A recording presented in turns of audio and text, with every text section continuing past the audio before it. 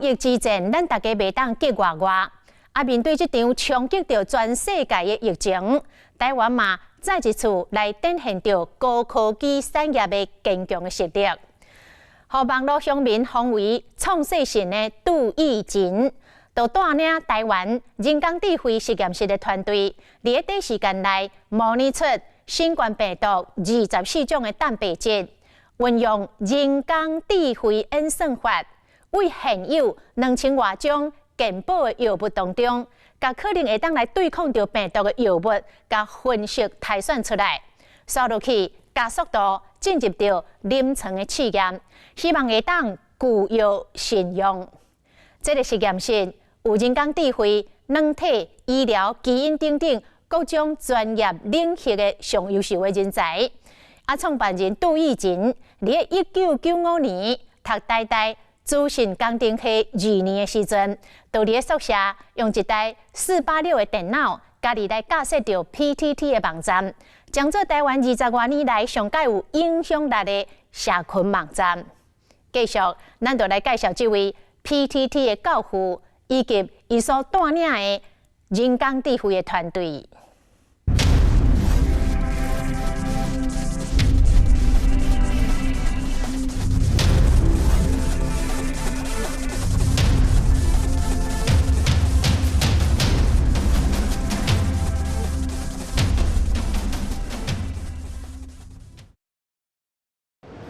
新冠病毒疫情拖到全世界时阵，阮拜访台北车头附近承德路台湾人工智慧实验室，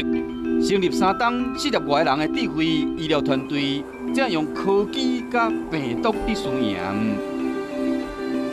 这个是武汉肺炎的案例，它有分不同的时期。这边这个区域是它的病灶区域，这第0天的部分，而这个是第4天的部分，可以看到它区域渐渐的扩大。然后这第7天是可以看到2个肺，它都已经是病灶区都已经是整个扩大到这么大了。实验室处理新冠病毒引起的肺炎病人的电光片，利用 AI 肺炎自动判读系统，找到病毒范围慢慢扩散。另外，生态病院嘛使用 AI 系统，并且导入临床中，或这个新型冠状病毒临床检疫的时间由2点半钟缩短到半点钟。都已经有建立好工具平台，然后以及运算的资源，所以在疫情爆发的时候，我们可以很快的马上利用我们现有的这些工具和资源去来协助。AI 医疗影像分析，同款会使分辨脑部、心脏等等其他器官的疾病。其实人工智慧比你所想的会使做更较侪代志。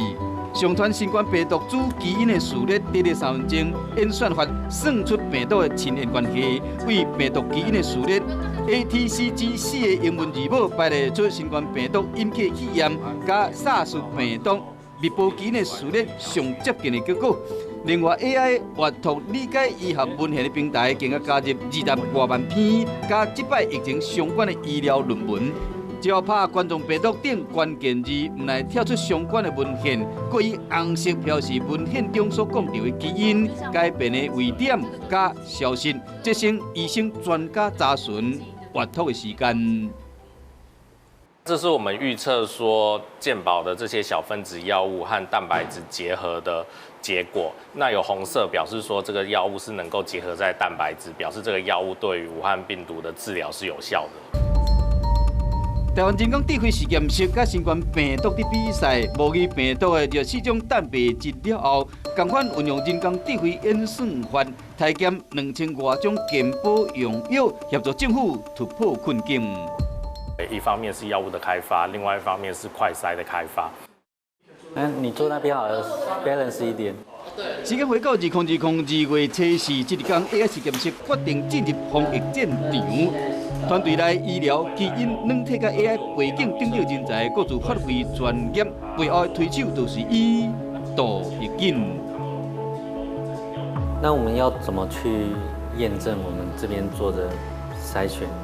是有效的？头毛白虎剃一个边头啊，讲话轻声细细，杜奕瑾带台湾人工智慧实验室，因无想要做点点的一群人，是选择到防疫的第一线去战争。年假之后，这个马上这个副院长就有找我们，就是既然可以做这个运算，而且又可以算得这么快，我们有没有可能对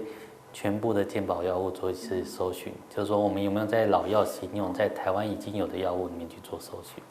若是你时常为游走网络世界，一定对杜奕瑾无生分。伊是乡民口中的创世神。1995年，杜奕瑾读台大资讯工程系2年级的时，伫宿舍用一台486的电脑架设 PTT 站，即马变成台湾上有影响力的社群网站。同学之中，我们想要一个交流的园地。那时候我们是台大资讯系的嘛，那我们就是台大椰林的站长。那时候在台大椰林会觉得校方的 BBS 管的比较多，所以我们就自己加一个 BBS。那先从资讯系的同学开始，那并没有说什么神或什么这，其实我们反而是我们自己没有这个称号的。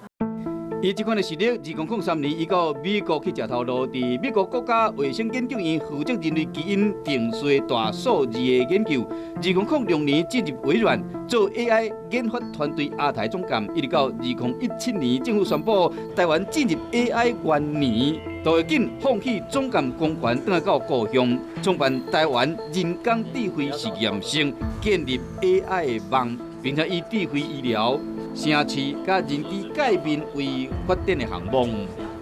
阳光、空气、水，我带来的就是空气。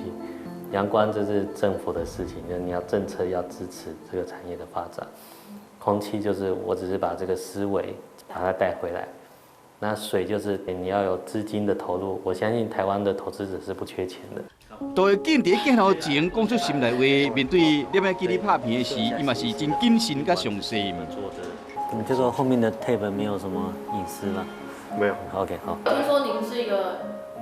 就是求完美的人，还好啦，应该是说我们求做得好。其实讲完美其实不见得是一个好的这个。杜奕瑾讲要做就做到上好，这款的坚持和人工智慧伫台湾已经有明显的成果。对，刚好在那个时候做。台湾 AI 实验室产品经理 Jarvis 入去办公室进前翕影上，透过面的辨识系统锁定目睭、面的特征，确认身份，完成转卡。伊用电脑放伫办公桌仔顶，椅仔就袂真济小咧，随爱国家同事做伙开会。跟我们合作新追音系统的一个新闻稿，我们做下一个阶段的讨论。同事哪讲 Jarvis 哪摕出手机啊，拍开雅定的记录每一句话 App， 要为这场会议做记录。像刚才 Eric 说，法务部这一次的验收状况还算不错。那法务部